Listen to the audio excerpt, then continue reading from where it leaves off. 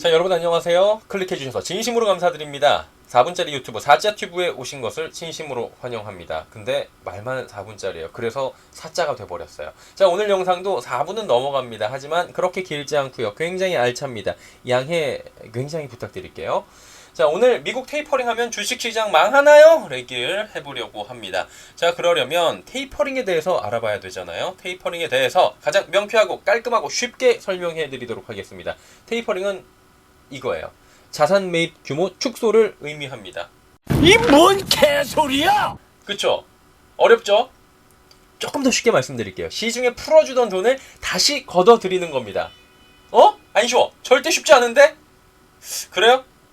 지금부터 더 쉽게 설명해 드릴게요. 자, 때는 바야흐로 2008년입니다. 거슬러 올라가야 돼요. 잠깐만 들어보세요. 멀쩡해 보이던 미국에 서프라임 모기지론 사태가 터집니다. 금융위기입니다. 이거는 기억하실 거예요. 굉장히 이 이후에 난리가 났었던 기억들은 다들 가지고 계실 겁니다. 이거 터지자마자 이렇게 됐어요. 진짜 터진 거예요. 실물 경기, 뭐 주식시장 할 것 없이 모두 다 폭락했고요. 부동산 시장 말해 뭐합니까? 개폭락했습니다. 왜냐면 서프라임 모기지론이 뭐에서 나온 거예요? 부동산 시장에서 촉발된 금융위기였던 겁니다. 그러다 보니까 이것저것 그것 할 것 없이 모두 다 가치가 폭락하고 금융위기가 왔고요. 난리가 난 겁니다. 이 불길을 잡기 위해서 긴급 처방 들어갑니다. 들어와. 들어와! 첫 번째 카드, 금리 인하.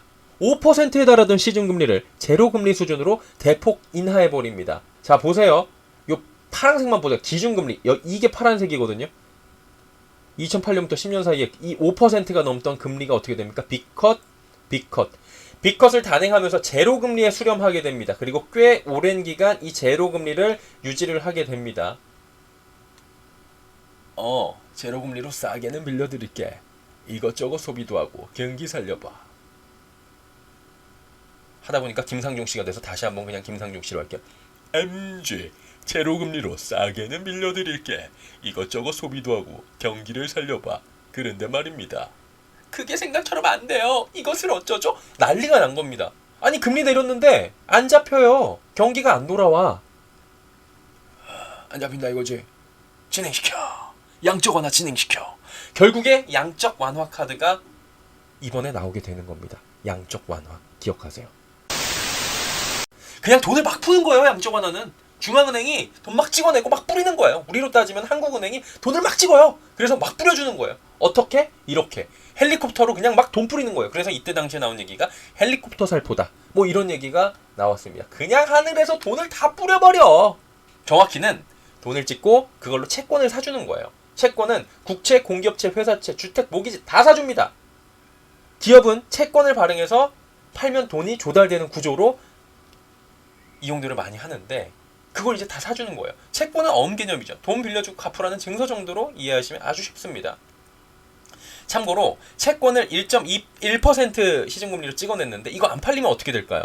금리를 올려야지 누군가 사가겠죠. 매력이 높아지잖아요. 1.2%로 올려보고 안 되면 1.3%로 계속 올라가요. 금리를 올려서 팔아야 되는 겁니다. 기업이 파는데 더 줘야 되니까 돈을 이자 부담이 커질 수 있는 구조인 거예요.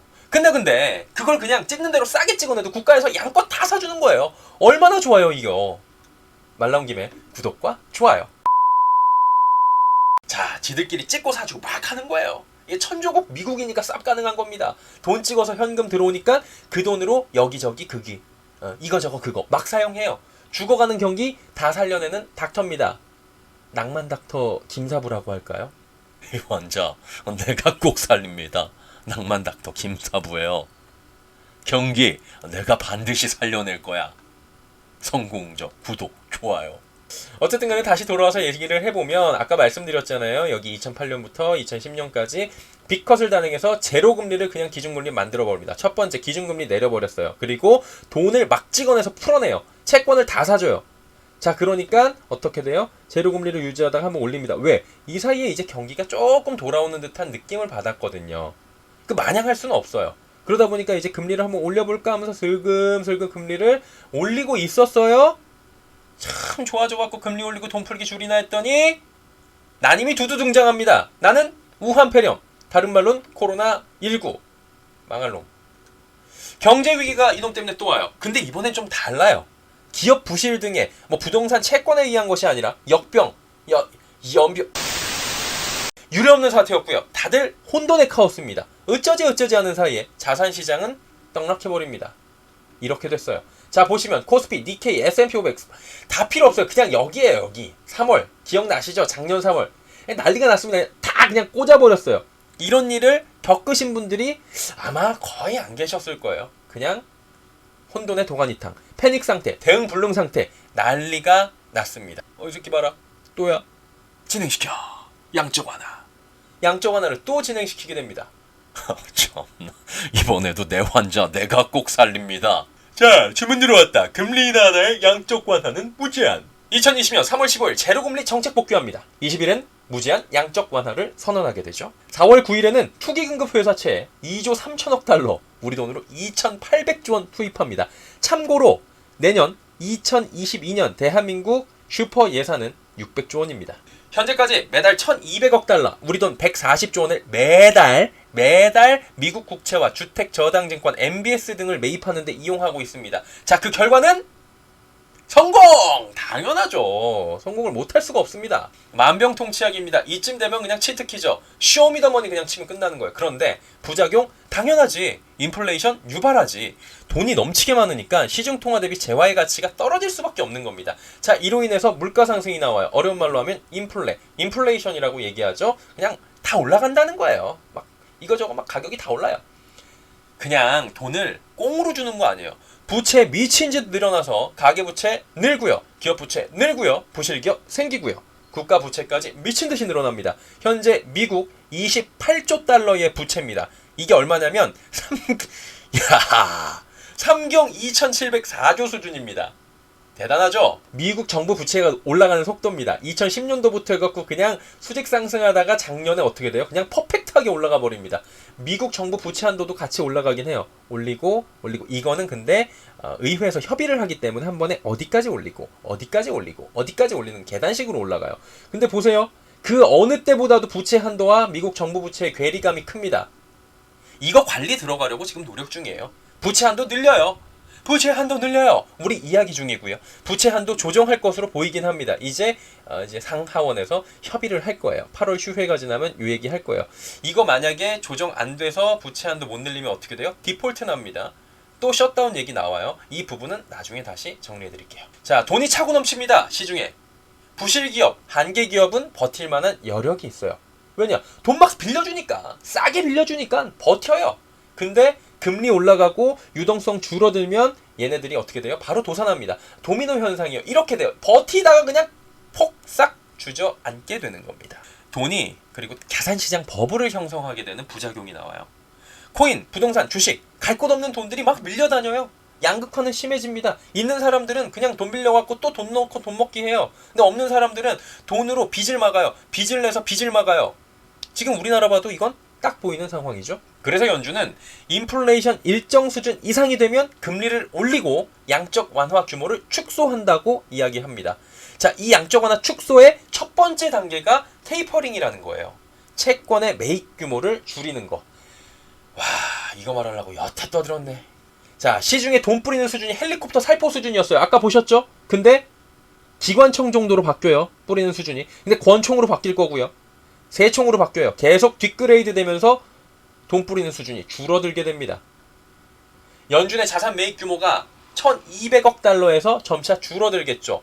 그 어마어마한 140조 원에서 점차 줄어들겠죠. 채권 입찰, 매입 규모가 줄어들면 금리를 아까 말씀드렸죠. 1% 하던 거 1.2% 해줘야 사주겠죠. 당연히 채권금리가 올라가요. 싼 값에 찍어서 기업들이 이득 보는 시기가 지나가고 있다는 겁니다. 자, 오르다 보면 기준금리를 향해 달려가겠죠. 그러면 기준금리를 올릴 수밖에 없는 명분이 형성되는 거예요. 명분이 없다니까, 명분이. 그 얘기가 나오는 거예요. 그래서 테이퍼링을 시작하고 통상 10개월에서 12개월 뒤면 금리 인상이 시작된다라고 시장에선 보고 있습니다. 뭐 18개월 예측하기도 하는데 10개월에서 12개월 정도를 통상적으로 보고 있어요.